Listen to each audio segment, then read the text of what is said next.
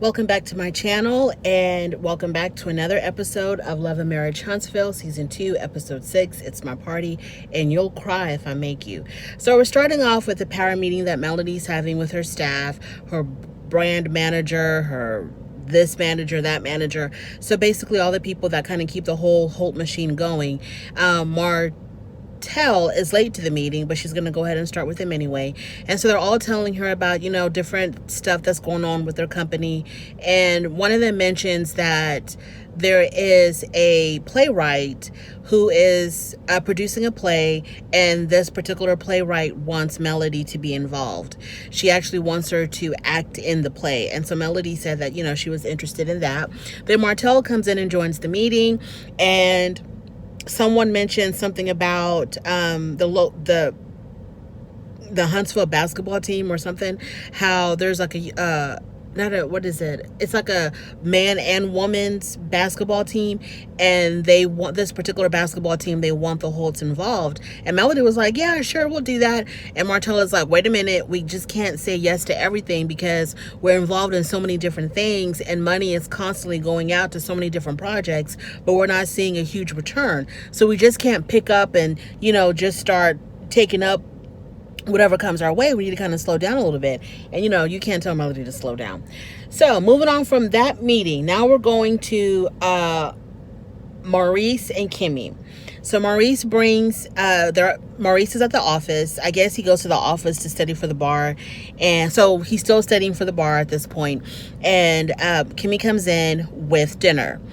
So she sits down with them, they're talking, and she lets him know that she had put in her letter of resignation at the hospital so that she can do real estate full time. Well, her boss did not accept the letter of resignation. And so she decided to stay on for another 6 months because this is going to allow her to continue earning her own income for her to go ahead and pay off for her son's college education, because she's been paying for that completely out of pocket. And so her staying on nursing for another 6 months kind of works out because she can continue paying for her son's school, and he would be graduated by then anyway. So Maurice doesn't really care for that. So he really wants her to hurry up and quit working so that she can put all of her time and energy in the real estate thing, because, that's his thing. And so he was like, well, if it was me and I was going to stay on for another 6 months, I at least would have negotiated better terms. Now, he says this in the confessional. He doesn't say this to her directly. So him being the ultimate, businessman, constantly, wheeling and dealing, he was like, well, if I was going to stay on for another 6 months against my own desire, my own benefit, then I would try to get something out of it, like more money, obviously. But Kimmy, she's a sweet lady. She's not thinking about that, and everything doesn't have a dollar bill attached to it. She enjoys her work, she enjoys nursing, and I'm pretty sure that it made her feel good that her boss didn't want to see her go. And so I'm pretty sure the hospital or whoever, they've been really good to her because she's a really nice lady. So it was a good compromise to stay on for a few more months, giving them plenty of time to find her replacement. And, sometimes not everything in life is a business deal, and you have to negotiate a price for it, but whatever.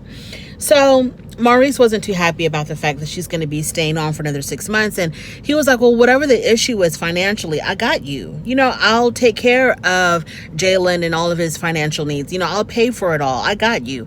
And she's like, I gave them my word. I'm not going to go back on my word. I gave them my word. I'm going to stay for another 6 months.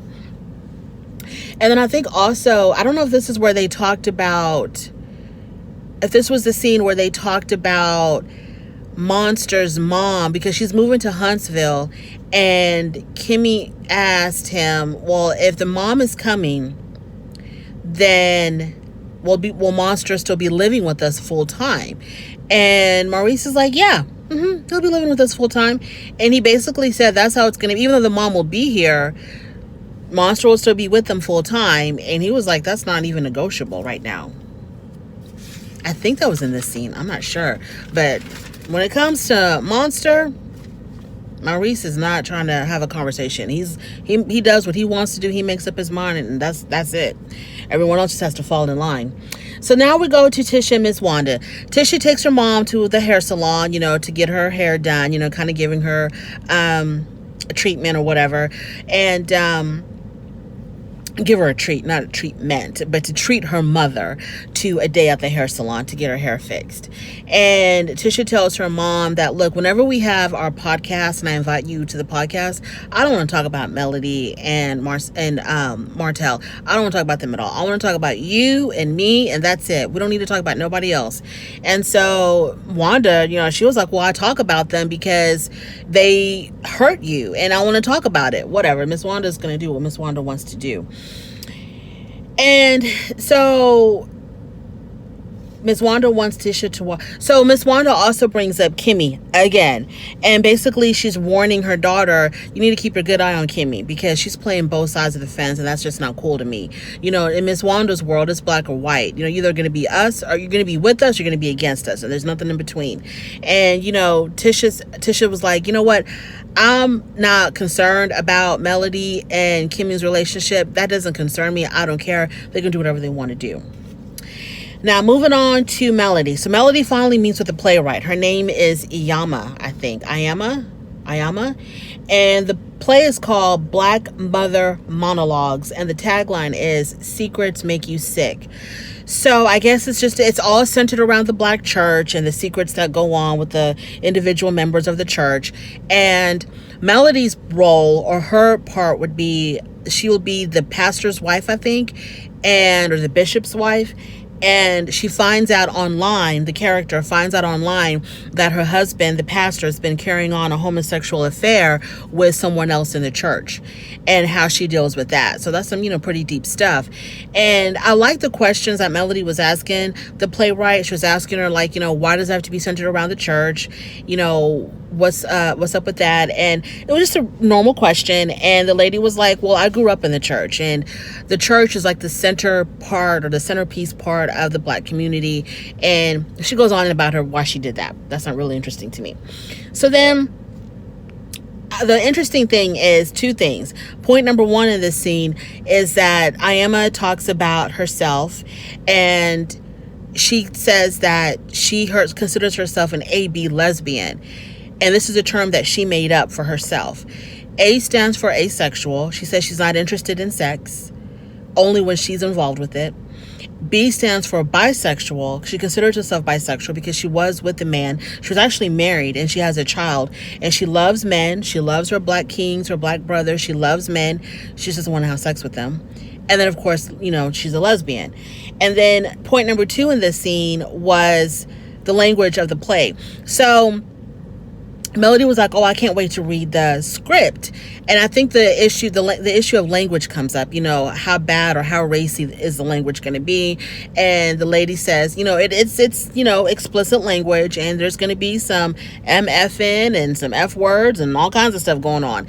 But your role won't go that far. I'm not going to make you say MF. The worst thing that you say is shit. And so Melody was like, okay, she's cool with that. So I think she's going to take on the play. Now, Mel and Martell are having dinner with LeBeric. I think his name is LeBeric or Lederic. I think they said LeBeric. LeBeric and Destiny. Now, Destiny is Melody's friend who's expecting a baby. Now, there's a lot of issues between LeBeric and Destiny. I feel like LeBeric and Destiny can have their own little spin-off show, and they could probably carry a whole entire show on their own. There's some serious issues between LeBeric and Destiny. So, supposedly LeBeric and Destiny have been together for years, but they've been married like a really short time, like a few months or something. They've been married, so they're still newlyweds. And she got pregnant pretty quickly after they got married, so she's expecting their first child, and they just moved in together. And I remember in one of the previous episodes, Destiny was talking to Melody about how difficult it is, to share a home with LeBeric, because she moved into LeBeric's home, and LeBeric he wasn't a bachelor because he was dating her, but he was kind of like, his home is his home and he was set in his ways. And so it was hard for her to adjust living in his home to kind of make it their home. So that was an adjustment for them. So at the dinner, they're talking about the first thing that comes up was, were given the gender. They don't know what the gender is because I think they're going to have a gender reveal party. So Liberic and Destiny, they don't know what the gender is, but they have the gender, and I think they're going to pass it on to Melody and Martell, because I think Melody might be throwing their gender reveal party, because I think they said something about they finally got the envelope and they're going to be giving it to them. And Melody was talking about how she's really good at keeping a secret, and so she's not going to tell. She's going to be really good at not telling. Now, someone asked if Liberic wanted to know the gender, and Liberic said that he did want to know the gender. And Destiny was like, well, we had decided that we were not going to know the gender. And Liberic was like, well, initially I wanted to know the gender. At some point he wanted to know the gender. And Destiny was like, well, I can't trust you because I don't want to know the gender. And if you know it, I know you're going to tell me. And the example that she gives is,